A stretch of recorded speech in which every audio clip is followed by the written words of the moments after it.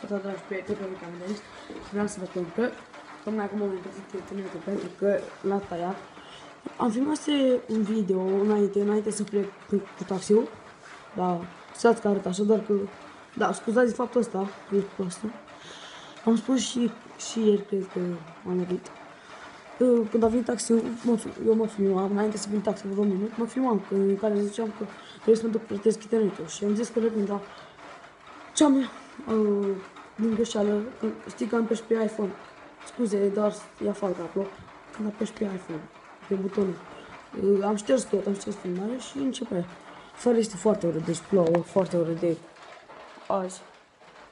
Plouă, nu suport, nu-mi place deloc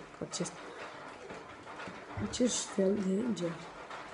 De când plouă, vedeți că sunt și chiar îmbrăcat.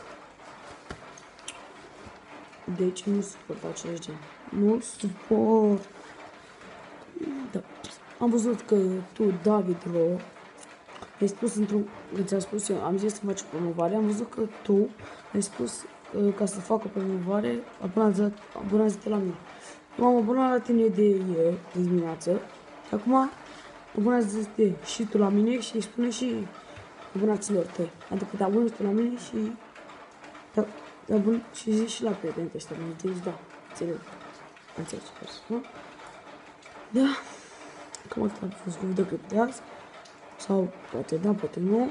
Azi, dacă nu știați, cei de clasa a 4, de la 1 până la 4 luăm vacanță vineri.